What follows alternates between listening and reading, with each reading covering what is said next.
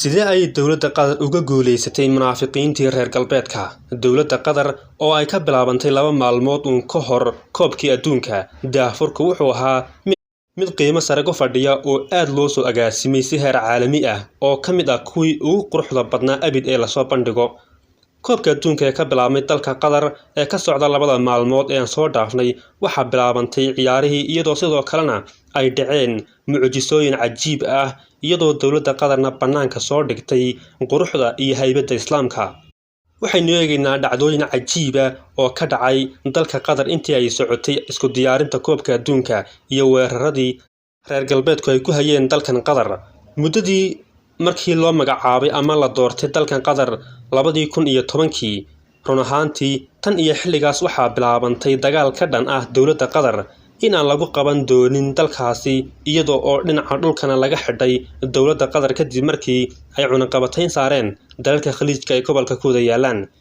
Dowladda Qatar waa adkaysi badan iyo dhabar adayg waxay gaadhay guushii ugu dambeyn isku diyaarinta oo qaadatay muddo dheer oo ay ku baxeen balaayiin dollar. Dadka qaar ayaa lahaa talow koobka adduunka dib ma loo dhigi doonaa, qaarkoodna waxay doonayeen inaan dal muslima lagu qaban.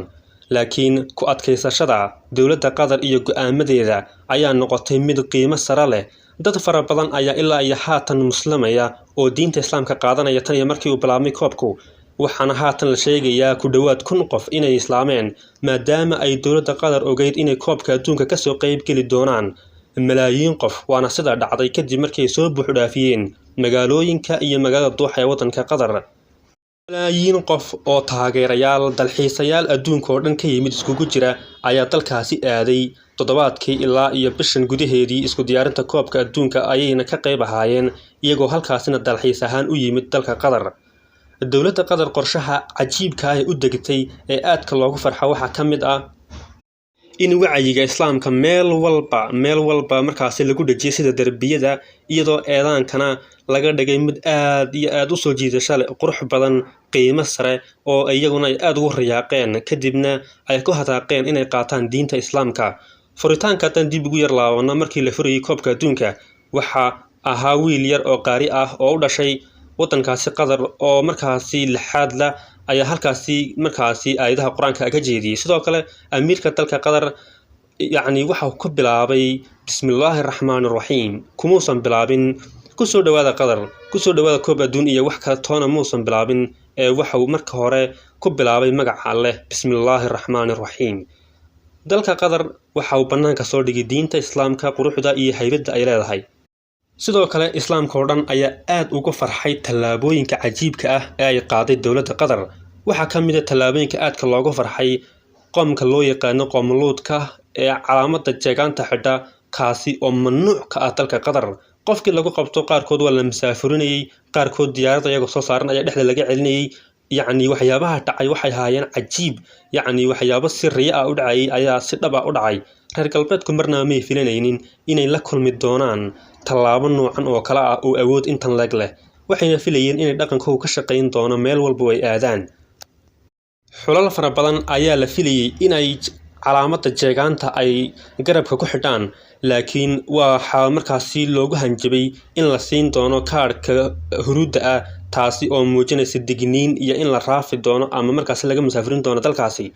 Ilaa iyo haatan dad fara badan oo calaamadaasi dadka isku jinsiga ah ee waxa iska daya oo markaasi muujinaysa ayaa dalkaasi laga raafay iyadoo oo laga musaafiriyay dalka Qatar iyadoo ciyaarihiina ay si toos ah u socdaan.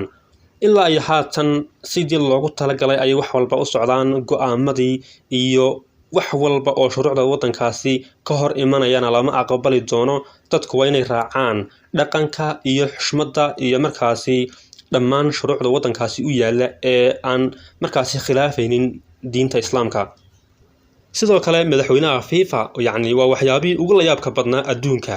Ninkan wuxuu u muuqdaa inuu ka daalay munaafiqnimada reer galbeedka kadibna wuxuu ugu baaqay in 3000 oo sannadood ay dunida ku soo dul socdeen oo ay tacdiye ka geysanayeen loo baahan yahay in ay 3000 oo sannadood oo soo socda ay raaligelin ka bixiyaan waxyaabihii ay dunida ku sameeyeen. Waxoogaa dhinacooga waxay muujinayeen inay ka qaadi doonaan xilka, laakiin ninkan waa ku niyad jabay munaafiqnimada reer galbeedka wuxuuna haatan arkayaa sida ay wax walba xaqiiqada u yihiin sidoo kale malaayiin qof oo ka kala yimid daafaha caalamka sida wadamada markaasi Laatiiniga iyo wadamo kale sida Brazil. wadamadaasi run ahaantii waxa laga yaabaa inaysan islaamku gaadhinba ama markaasi magaalooyin dhan laga waayo inuusan masjidba ku oolin markii ay yimaadeen dalka Qatar. yacni waxyaabaha ay arkayaan markii ugu horeysay noloshooda aad ay ugu qushuucayaan. run ahaantii taas ayaana sababtay inay dad badan diinta islaamka qaataan oo ilaa iyo haatan boqolaal qof ay marayaan sida aan ka wada dheehan karno warbaahinta caalamka. dadka qaar waxay leeyihiin waxa adkaan doonta in dal kale oo muslima lagu qabto oo aad u adkaan doonta ama in laga mamnuucaba yacni sida ay wax walba iyo waaqic dhabta ah ee ay reer Yurub iyo reer galbeedku la kulmeen kadib markii yacni tallaabooyinka adkaysashada leh ee qiimaha sare leh ee dalka Qatar uu ku kacay. sidoo kale dowladda Qatar yacni iyadoo kama fikirayso dhaqaalaha kaga baxay 220 bilyan oo dollar muddo 12 sanadood isku diyaarintaasi yacni waxa ka qiimo badan tallaabooyinka iyo waxyaabaha cajiibka ay qaadayso. dowladda Qatar marnaba iskuma dayayso inay raali geliso ama ay markaasi la saaxiibto reer galbeedka. hawsheeda ayay wadataa, wax walbana waxay ugu socdaan sidii ay ugu tala gashay iyadu. waxa xusid mudan oo ah inaan mar walba ku soo celcelino in wacyigu aad u faafay oo meel sare gaadhay. wacyiga aadka u faafay waxa ka mid ah yacni xushmada dhaqanka islaamka, ixtiraamka inta uu leeyahay iyo sida loogu dhaqmayo iyo sida wax walba yacni wixii la mamnuucay waa la mamnuucay already. sidoo kalena wixii yacni la ogol yahayna waa la ogol yahay, waana wax aan ka hor imanin haba yaraatee diinta islaamka. taas ay ku dhaqmayaan Yurubiyankii iyo reer galbeedkii iyo dunidii oo dhan ay isku soo shubtay dalka Qatar.